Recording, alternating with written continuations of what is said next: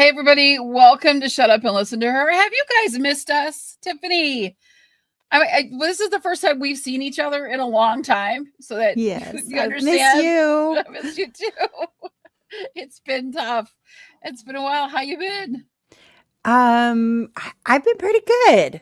In the I always feel like with chronic illness people, like when we say I've been pretty good, we have to like be like Air pretty quoted? good Yeah. in air quote.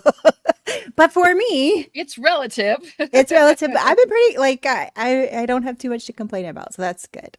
Yeah. I've been, they're like, "Are you better now?" And I'm like, "Oh no."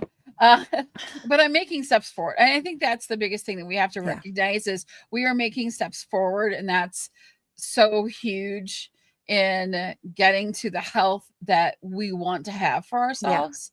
And it's it feels like everything that we do, it's not like when it's summer outside, because like it's winter now, I have to bundle up and put on my shoes and put on my jacket yeah. and put on a scarf and a hat, warm up the car, all of these different things that I can't just run to the store. And in the No, summertime, I'm like, oh, just grab the keys, walk out the door, head out to the store. It's a completely different process. And I yes, feel like with our medical stuff, it's always doing we're putting on our armor, we're grabbing our yes, sword and our shield, and we're going off to battle. And it's there's a whole production with everything that we've had to do. There's so much that we have to mentally prepare for, physically prepare for. It's not just grab the keys and walk out the door. And so it's such a there's such a cost yes, to ourselves physically and emotionally in dealing with the things that we've had to deal with. And when we realize how hard, how much damage it could have been caused or has been caused by not getting the care that we deserve and that we need, it's overwhelming, it's scary, but when we do get it, it is healing in ways that aren't hmm physical. So yeah. let's kind of dive into it. Like, we want to catch everybody up with where we've been, but you've been through a lot. Before we dive into our stories, how are you today? Are you asking me personally how I am Yes. today? I Yeah. Um, I'm good. I'm worked up. I I'm know. worked Let's up. go. I'm worked up. Like there's just so much with both the I mean, I can get political, but both the Hillarys being hockey Hillary and Hillary Clinton having to answer for men's bad behavior and all that kind of stuff. And then I just finished a book called It's All in Her Head by Dr. Elizabeth Cummings, I think is her name. I'll have to give you the actual. Oh my God, talk about getting worked up in just the history of women's healthcare Right? and how um, patronizing and patriarchal and demeaned and diminished, just how women have just been in our healthcare throughout history absolutely subjugated. Absolutely, our only value is having children and, serving husbands' needs for sex, not our pleasure, not our health, not our, anyway, like that book, I'm like, it is so good. And I think every medical provider should need to read it in medical school. And reading it at this time in history, I've just been like, give me somebody to beat up. I'm just Right? I'm ready to go. Absolutely. And I had this sweet woman online. I made a post about shame and how shame really needs to be taken out of the equation for people with chronic illness. Shame about, we go to the doctor and they're like, you should eat better, you should exercise more, you should lose weight. And this poor woman suffers from Crohn's and lots of the comorbidities that come with Crohn's. And she's like, yeah, but they're right. I really should, manage my eating better. I'm going to the doctor and I'm going to really talk to them about what I can do. And I'm all, sweet woman, darling, sweet woman, your life every day, the things you're having to navigate, from financial issues to emotional to navigating your health to thinking about every bite you put in your mouth already with Crohn's. Oh my God, you sometimes you don't know what's going to cause a flare up. You know some things, but sometimes you have no idea.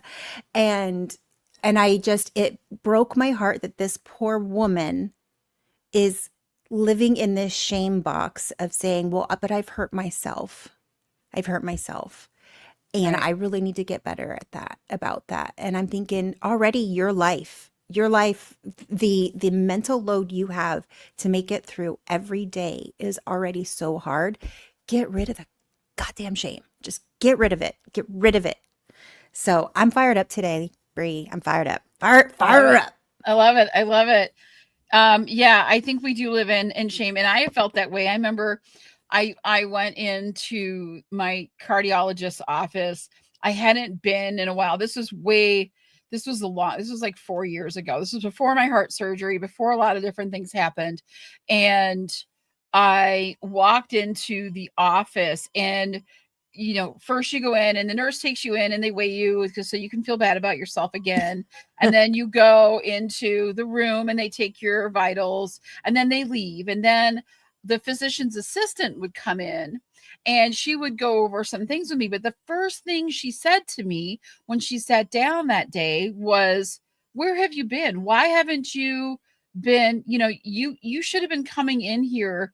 Like she was shaming me for not coming in sooner. And I'm like, I felt like I was in the principal's office, right? Getting yelled at by a teacher. And I'm like, wait a minute, I'm paying you, right? To like, I don't want to hear. I mean, even though she probably was right and I should have been in there sooner, when you start to get frustrated with the care that you're getting, Mm-hmm. you tend to start not Yes. wanting to go get Yes. care It's because the hidden cost of medical gaslighting. You stop going to the doctor because you know they're not going to help they're not going you to do and they're anything just for going to you. yell at you. They're Yeah. not going to tell you anything you don't know. If you were a partner with me in this and you wanted to help me and do help get me healthy, right? I'm willing to do the work. Are Yep. you willing to do the work? Because Yep. y'all are doing the work right now, right? Yep. And so you're going to yell at me for not coming in to spend more money on appointments that aren't going to really help me. It was so frustrating, I remember it so clearly. And she looked just like Sansa Stark. She was a real tall redhead. It was always so funny because I could never remember her name. I know her name You now. want to call her Sansa? I'm just going to call her Sansa for this for the purposes of TV. But it was really really hard. I just didn't want to go in. I didn't want to deal with her. And then when they found out that I was going to go to Mayo for stuff, they were like, "Oh, we can help you." I'm like, "Y'all aren't Yeah, helping really? me. But What you are you haven't. doing?" So I So, spent. oh, Go ahead. sorry. Well, I was just going to say, speaking of heart health, interesting fact, because I just finished this book. So I'm going to be bringing in these interesting facts that piss I me love off. it. So, heart disease was was thought to be the strong man's disease. It's these hardy, virile men, and a heart attack is a virile man's disease. And it was not believed that women had heart disease. All of their symptoms were hysteria, emotions, blah, blah, blah, blah, blah, stress. And it wasn't until fairly recent history that it came to be found out that heart disease is the number one killer of women, more than breast cancer, more than anything else. But because Yep. it shows up a little bit differently, and because women were thought to be the weaker sex, and heart disease is the virile men that eat their red meat and are strong, rah rah rah, that women can't get heart disease, and so the you feeling dismissed is because they didn't even think women had heart disease until recent history. And when Yeah. I say recent history, we're talking like in our lifetime, That's right? Like it insane. was in like maybe the 60s or so. I don't remember the exact date, but it was like 50s, 60s when they realized, oh, women do have heart disease. Like what? When I say our like my parents' lifetime, and Yeah, like it's recent history. And so yeah, like that's it's crazy. you're not imagining the misogyny and the gaslighting, because there is so much unlearning the medical system has to do. Even female doctors, the messages they're given in their training, the things they're taught to believe in their training, takes a ton of unlearning for them to, one day go, oh. And for many women, it's them being gaslit that makes them go, oh, I'm a physician and I know my body and I know these processes. And I just had a doctor tell me that I don't know what's wrong with me. And, huh, interesting. You know what I mean? Yeah. Yeah. No, 100%. And that's the thing too. So, we've been gone. I've been gone. I've been busy. I've been having a lot of stuff going on. So I spent a week in the hospital. After I finally got my cardiologist to say, go to the hospital, we'll put you on IV diuretics. So I kind of talked about that. And what happened at the hospital was I had 3 doctors tell me I was fat, and dismiss me and tell me to go on a diet and that nothing was wrong with me. And I refused to accept that. I kept saying, I want to consult with this. And I was doing the work. And at this point, now in my life, I've been through so much and I've been gaslit so much that I don't take it. I'm like, nope, Mm-hmm. that's not what's happening here. I am going to stay and I am going to find out, and you are going to send me specialists until I am at least kind of satisfied that we've explored possibilities. And one of the consults that was recommended to me by ChatGPT, yes, I used that, was to get an oncology consult. Hmm. And so an oncologist did come in. It was my last day there.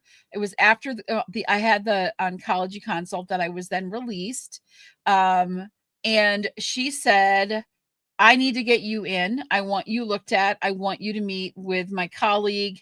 And so we're going to schedule appointments right now, because you'll also know that to get in with somebody, I just made a nephrology appointment for like May or Yeah. something like that. And Yeah. it's February, right? So, it's always far out. But if you're at the hospital and you're working with somebody, you can actually get in relatively quickly. So we made an appointment for me the following week, which was fantastic.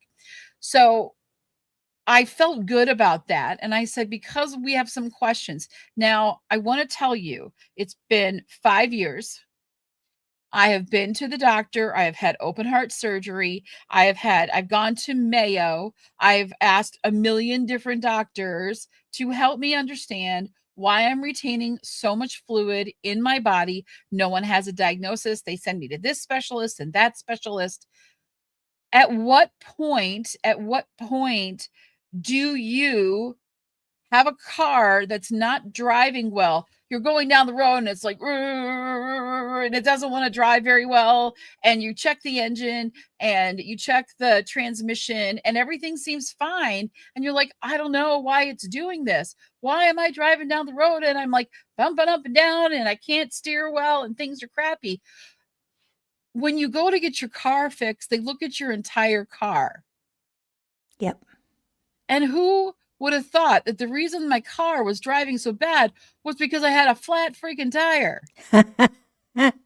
And y'all never bothered to check the tires. You looked at the engine and you looked at the transmission and you thought, that's all there is. There's nothing more to this car. But there's tires, there's a lot of other things Yep. that make a car run. And so the fact that 5 years of doctor appointments never brought me to the point where they looked at anything on the female side of things, of the reproductive system, of to see what was going on in my entire body. So it's mind-blowing to me that I Yeah. got that appointment. I went in and I found a doctor who listened. I found a doctor who was like, let's figure this out. Let's check this out. Thank And you, doctor. I know she's fan freaking tastic. I adore her. And I went to the appointment. She's like, all right, we're going to do a pap smear. And she's like, you know what? She found a tumor. Literally, she could see it. She could, she did a biopsy that same day, all in one appointment. In one day, I got diagnosed with a tumor that I needed a hysterectomy and that I had that scheduled 2 weeks later. And I'm now 2 weeks post-op. I had a full hysterectomy. They removed a tumor the size of my fist from my body that no doctor in 5 years had seen. And it was a slow growing, non-cancerous, thank you. Thank goodness. I'm so pleased with that, but precancerous from my body. And How what did didn't you you? have some on your ovaries as well? And they found a very, very, very small spot on my ovary, very like minuscule, tiny, probably wouldn't have noticed it had they not done the hysterectomy. It would have had to get bigger for them to see it. None of that would have been discovered if I hadn't pushed the doctors at the hospital to get me an oncology consult, which then led to this. And within 2.5 weeks, I had a full PET scan. Now, I don't know if you know what a PET scan is, but it literally shows everything in your body. I had a head to toe PET scan. They cost around $18,000. It's insane. But because of her findings, my insurance company paid for it, which was amazing. So I got that done. And it could scan me for cancer throughout my entire body. So I could see, we could see everything at that point. And are you And clear? Is and I it am good? clear. I have no Oh, cancer in my body, which is amazing. And then a week later, I had the surgery, which that's a whole other thing we can talk about on another day because nobody prepares you for what that's like. no. And I'm still recovering. I'm 2 weeks post-op. Um, but the swiftness of which I got care and correction, which was surgery, and removal of a tumor, and pathology reports and everything that's coming back is good. It's just I waited 5 years, Yep. and in a matter of 2.5 weeks, I am recovering from having a tumor that large removed from my body. Now, is that the cause of all the other things that are happening in me? I don't Probably know yet. not. I don't Yeah. know yet. Was it putting, I mean, this is a big tumor. Was it putting pressure Yeah. on my lymphatic system? Was it causing the Yeah. lymphatic congestion that I'm seeing?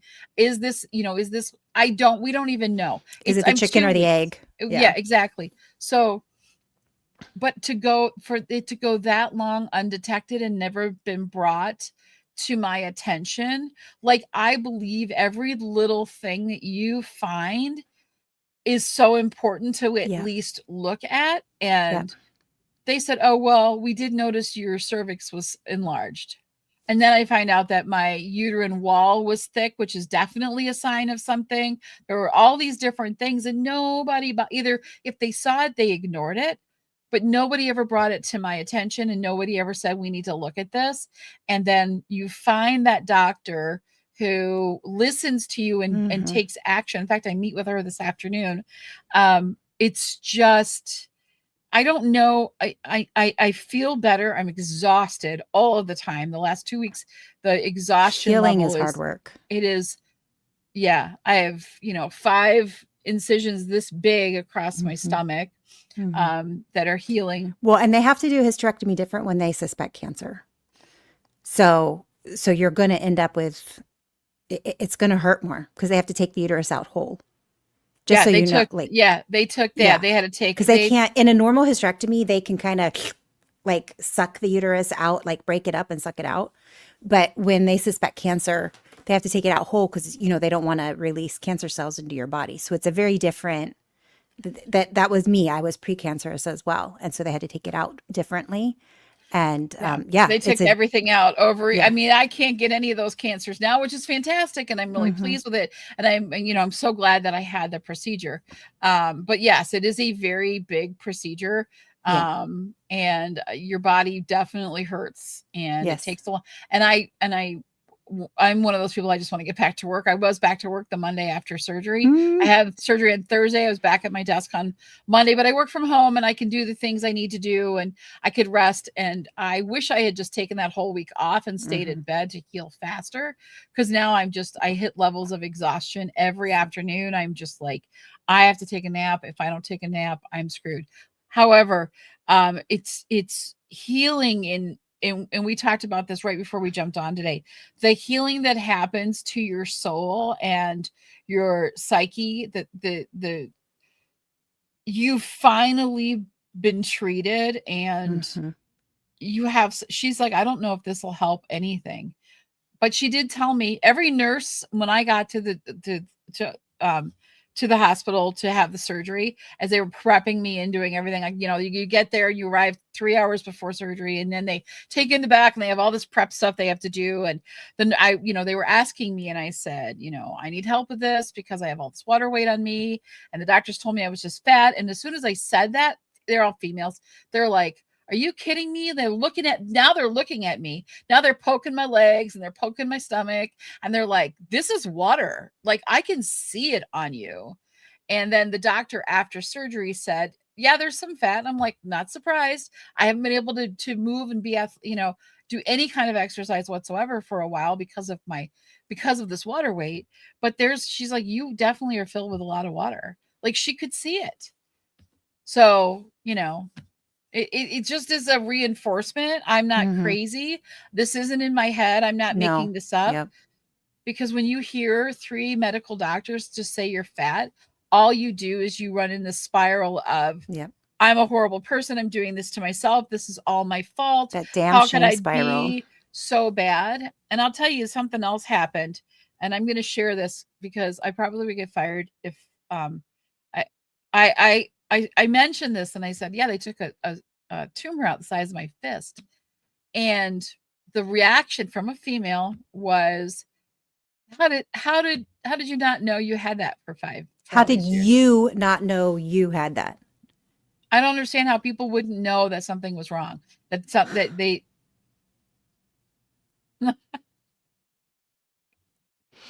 do they not go to the doctor? I don't understand. And I'm like, I didn't know. I didn't know. And I went to the doctor and I begged and sobbed and cried for someone to help me to figure this out. And the doctors, Bree, and I went to Mayo. I somebody hate bringing actually Mayo up said that someone. to you. Yeah, somebody that I care about said that to me. Oh, you know that um, ovarian cancer is called the silent cancer because supposedly by the time you have symptoms, it's already like stage 4. Hell no. Women went to the doctor for 5 years saying something's wrong. My GI symptom, I've got GI symptoms, I've got bloating, I've got this, I've got that. Like something is off in my body. I can't figure it out. I don't feel good. And they complain for 5 years until Mhm. finally it gets so bad that they're completely debilitated. And somebody's like, huh, let's look at your ovaries. And oh, you have stage 4 ovarian cancer and you're going to die.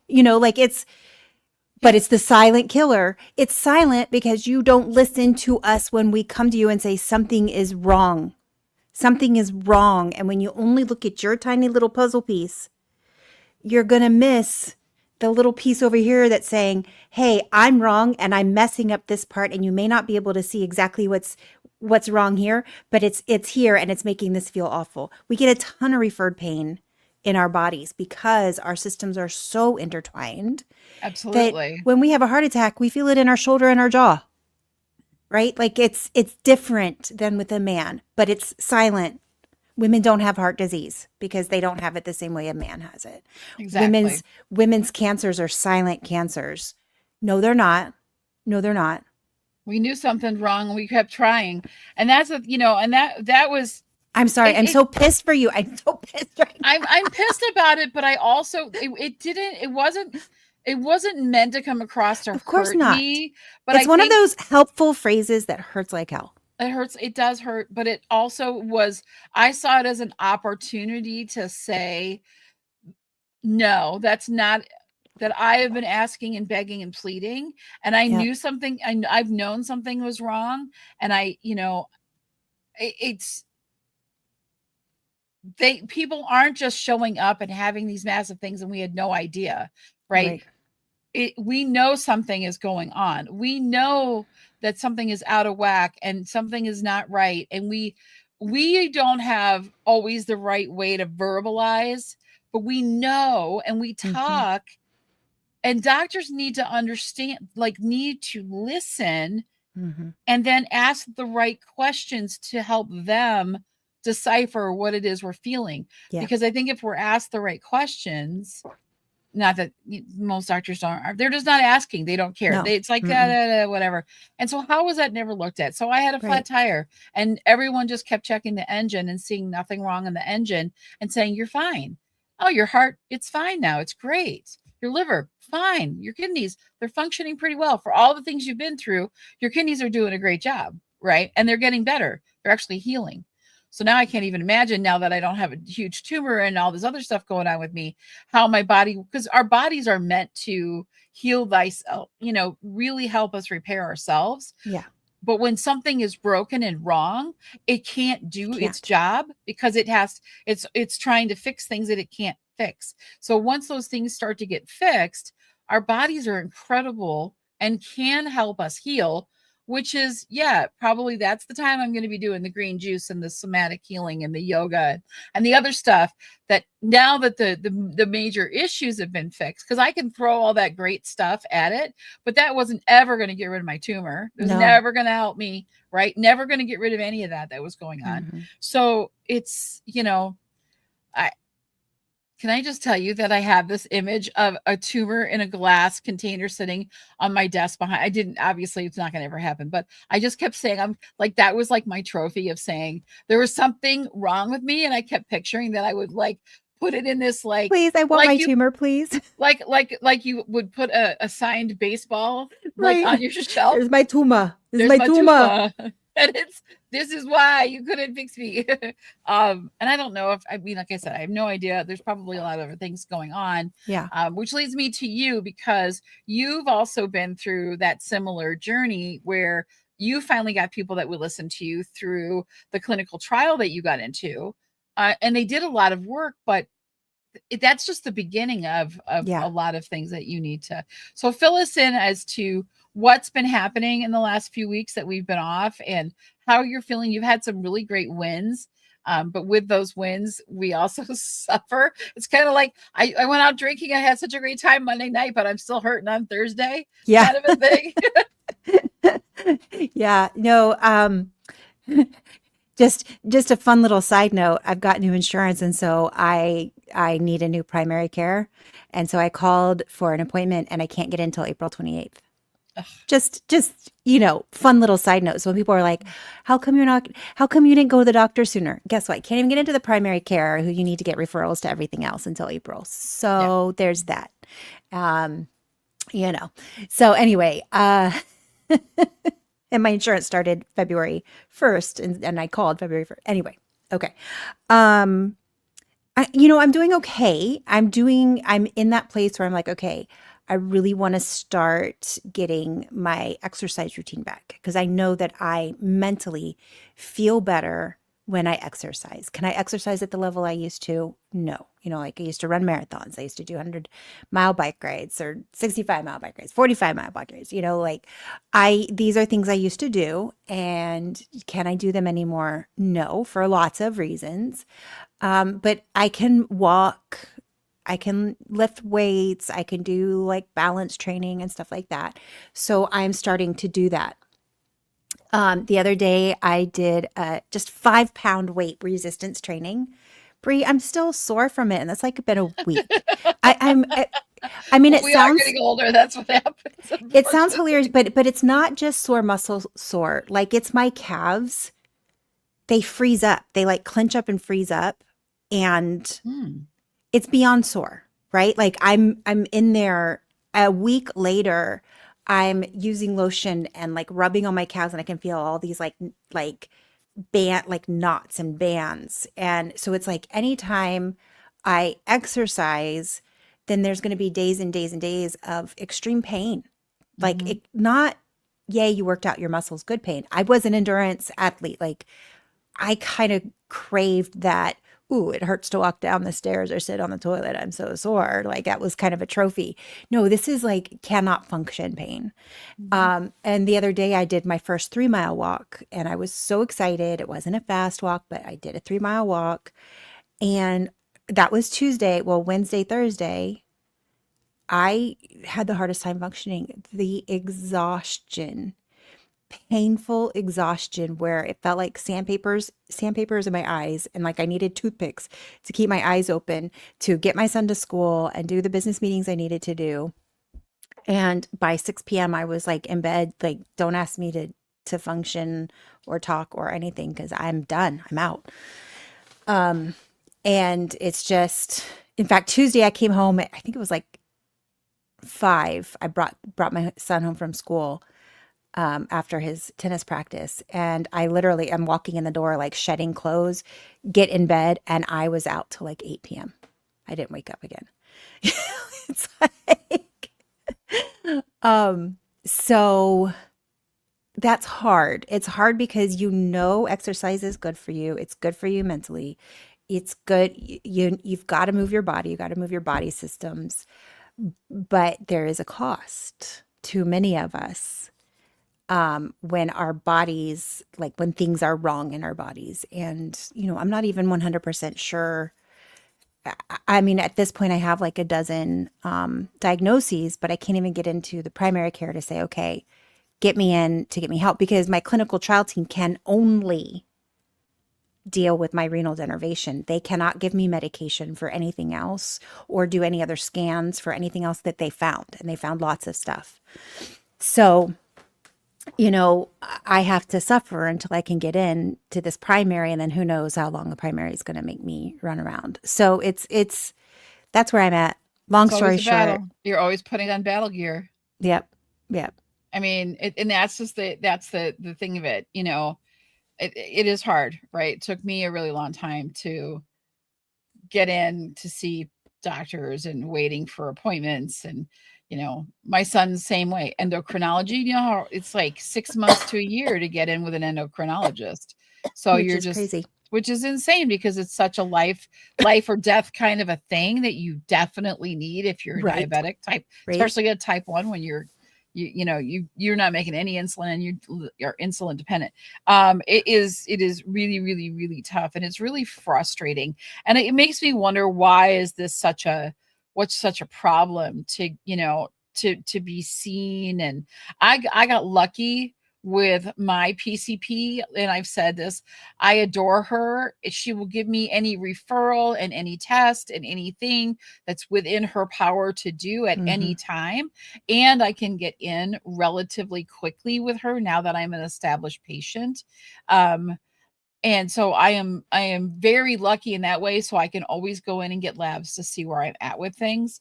But I'm also, I meet with my doctor, my oncologist today, and to go over how things, going for me and how my health is doing. But I'm like, okay, this can sound crazy. I don't want there to be anything wrong, but I don't want to stop seeing her. It doesn't sound crazy.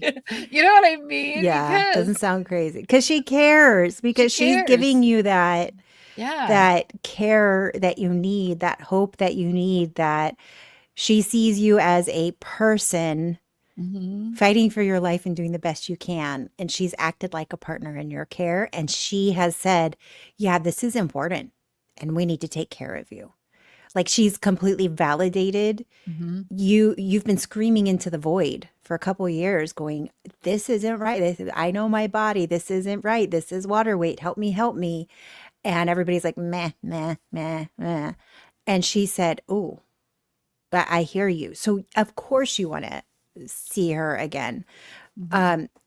What might be good is voice that to her and Yeah, say, I'm going to. this is she needs to know that the time and care she's giving you is worth it. A lot of female physicians carry an extra load because they do care and they do spend the extra time talking, and therefore they tend to make less money because they see less patients, right? Mm-hmm. There is a cost to caring physicians. And I think for those of us that get a caring physician that takes that time, we need to acknowledge that and just say, I know there is a cost to you in taking the time to take good care of me. And I really appreciate you balancing that cost out and treating me as a human Mm-hmm. and validating my needs and concerns. You know, like I think they need to hear that. And then number two, you can say, can you please refer me to somebody who is like you, who will listen and validate me and honor my concerns about my water weight and this and that, because she probably knows people that she respects that's like, oh yeah, this person really listens, this person really cares. Yeah, I absolutely will. And I do appreciate her, and I appreciate my PCP. Like I said, she'll get me anything I need. She just doesn't have the answers to this, and that's Yeah, okay. That's right. okay, because just having someone in your corner makes such a huge difference. Mm-hmm. And when you were saying stuff earlier about you went in and you ran and you did things, you walked for 3 miles, which is huge. It's I so funny because it remember doesn't feel big to me. it's I'm like, it so was that's just three so huge. miles. I Aw. know, but it's so huge when I mean, that's a big that's 1 foot in front of the other, but that's a Mhm. 3 mile 1 foot in front of the other, which I know. I understand the difficulty of it. I know it because after heart surgery, I went through rehab. You have to go through cardiac rehab. And so they want you to go do things. And the first thing they had me do was walking. And I walked for 10 minutes in their little whatever thing that they wanted me to walk. And um, I couldn't walk the rest of the week. So I had Mhm. to cancel my second appointment that week. So I was going twice a week. And I'm just like, we got to figure something else out here, because I can't not be able to get up and walk to the bathroom because I spent one day doing this. Like Yeah. we have to find something better to get me going again. And it was a struggle. It was a Yeah. struggle because how you want to push yourself. So I'm ready to push myself now again. Of course, I'm exhausted all the time, but like I know it's inside and I can't see all the stuff that they did, but they have to get to a lot to take out a lot, which means there's a lot of healing that has to go on. So I know I have to wait 6 weeks before I can start, but I want to start Yeah. on my vibration plate because I want to shake some things loose. I want to get Mhm. that lymphatic system up and running again. I've Mhm. got I want to be able to go walking as the weather, hopefully in 6 weeks or 4 more weeks, starts to change and we get it a little nicer out. It's a little easier to walk. I'm not walking on snow and ice. We have a lot of Mhm. ice here in Minnesota. I didn't know if you knew that. It's been really In brutal more and ways hard than one. to deal with. And Does it? That's uh a nice little you like that? yeah. That's our weather report. And we still have it, which even though the weathermen were out there saying that it was going to the weather was supposed to be changing and get a lot nicer and warm up a bit. By about Unfortunately, 700 degrees. by about 700, we actually, it is not. We still have a lot of ice and some snow. And um, I'm so, sorry, I don't mean to yes, be laughing because this is terrible, but it's just cute how you're doing this. yeah. I can find a way to put it in anything. And so luckily we've had our neighbors to help keep the community warm and safe as much as possible. And that's what it's all about. So Mhm. talking about communities, I do want to make sure we get a chance to, we share a lot about what we're going through. We know you guys are going through a lot, that Mhm. you've been dismissed, not listened to, gaslit by. That's what this episode is about, is the cost of medical gaslighting, and how I had a tumor growing in me that got to the size of my fist over probably 5 or 6 years, and nobody diagnosed. But I knew something was wrong. It's probably more wrong with me than just that. My brain could be off a little bit too, but I it, you have to find the armor that you need to put on to fight for yourself. And so Mhm. we want to be a community that helps you put on that armor and fight the fight that you need to get the health care that you deserve, and not sit in a shame box thinking that it's wrong. Because I could have taken what those 3 doctors said to me and never have done a thing and just gone home and been like, I need to diet and exercise, but I can't. And I'm trying so hard. And I could have sat and I could have been with that. And who knows what could have happened next.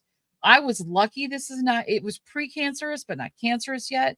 I am so lucky that I sat there. And the reason that I have the courage to do that is because of this podcast. It's because of you, Tiphany. It's because of the people that I watch now that I'm attuned, aware of, that I see that are now filling my feeds, and Dr. Bio and all these different people, Dr. Aaron Nance. There's a lot of people on the social medias that are talking about being gaslit and talking about these things. I wouldn't have had the courage to say, I don't believe you. And that's not the words I would have used. I would have dropped an F-bomb in there. But I don't believe you. I am not fat. This is not what this is. I need help. I need to push this farther. Give me these dang consults and let's figure this out. If I hadn't had the courage to do that, and I get that courage from community, from people like you, Tiphany, from these people that are inspiring me, from talking about it on this podcast, to get out there and demand and not leave without getting what I need. Yep. Was the only reason that I was able to get care that I absolutely needed, that probably could have saved my life. Yeah. And we want to be that community for you. So up in the left-hand corner, I think it's in the left-hand corner for you. I don't know which corner. It's in one of these corners. That corner for me. Okay. There we go. So I want you guys grab that QR code. I'm going to drop the link in the chat. We are building a community for you to share your stories. A free community, 100% free. We're never going to charge you. I don't want a credit card. I want your name and your email, and then you get to create a password so you can log in and be part of the community. It is not on social media. It is on a private platform. So there's none of the advertising and the bots and all the other junk. We want to make this a safe place for you so that we can help get you your armor so you can fight for your health, because you do deserve it. You absolutely need to surround yourself with people who will lift you up and help you get the care, because it could literally save your life. Yeah. And that's the biggest thing that we wanted to get out today. And in a world of grifters and wellness influencers and people that are constantly trying to take your money, I want to assure you that Brie and I have no desire to do that. Mm-hmm. We get a lot of healing from us being able to share our stories, and we want to help you have that healing as well. We do not want to add to your stress. It's so expensive already to be battling with chronic illness and to be battling the system. So we don't have ulterior motive. As far as your email goes, eventually we're probably going to be sending out resources, newsletters, things of that sort that will help you. We are never going to ask you for money or anything like that. That is not our goal. Our goal is to help you be a little corner of sanity for you in an insane environment. I'd love to get a book club going. There's so many good books out there. We'd love to give you resources, even social media, like follow this person, follow that person. They have really good information. We just want to be a resource. We want to be a hub. We want to be a calm place in the insanity. And we're not going to charge you for that. So I want you to know there's not an ulterior motive in us doing this community. We're not going to charge you. We have no desire to do that. Yeah, Tiphany and I decided to start this podcast because we're old friends. She's my mentor. Everything I've learned about podcasting came from Tiphany. I absolutely adore working with her. It's my fault, everybody. It's all her fault. Yes, it's all her fault. And we were both suffering, and I saw her suffering and going through so much, and I reached out to her and I said, this would make a great podcast. And what we have always believed in podcasting is it is a way to share a message and unite people and to uplift people. And that is what we're in it for. We're not in it for any other reason. If we have one person listening and following and hanging out with us to 100,000, that's not changing who we are and why we're doing this. We are literally doing this because we know how important it is, because we've walked it together. We've Yeah. both been through our journeys, and we understand every single day. Like I said, if it wasn't for this podcast and, getting the resources and just the, I don't even know what to call it. The courage. I get courage from you. I get courage from sharing our stories to Yeah. go and fight harder and stronger and better. And it's because of this that I'm doing Yeah. that. So if we can be that for you, that's what we want to be. Yeah. And that's why we do this. No other reason but we don't want to be famous on social media for this. That's not what this is about. This is Mhm. literally, we're on a small platform that the nice thing is it translates it. So if English isn't your first language, you can still participate. It'll translate it all into your own language. It'll translate all of our podcasts into your own language. We just want to be a support system for Yeah. you. And so that's what this is all about. The link is in the description of this podcast. The QR code is up in one of the corners. I don't even know anymore. One I of these. can't. Well, it's there. But Tiphany, as we wrap things up today, I 2026 has been interesting in more ways than one. But I feel like we stepped forward when we walked into it. Mhm. And I want to keep stepping forward. And Yeah. I know it's not going to be easy, and we're going to still have to fight like hell. Yeah. But I invite you to step forward with us and let us help you on your journey. Tiphany, I'll let you close us out, and then we will see you again soon. Your health matters. This is like a big deal. Let's take shame out of the equation. Your health matters. You have partners in your corner. You have friends in your corner. You are not alone. Let's get through this together. You matter. You matter. So we're going to get through this together. And little by little, we're going to change the system, and we're going to do it. So There we are. thank you to everybody who listens. We do want to hear your story. So share in the comments. We want to start bringing people on that have, interesting stories and interesting ways they're navigating the environment, the system, and the ways they're trying to make the system better. So share your stories. And if you know somebody you think would be great for the podcast, let us know. Yeah, and share it with a friend, because we all are on our own health journeys. So share with a friend who you think might benefit from this show. Thanks, everybody. We'll see you next time.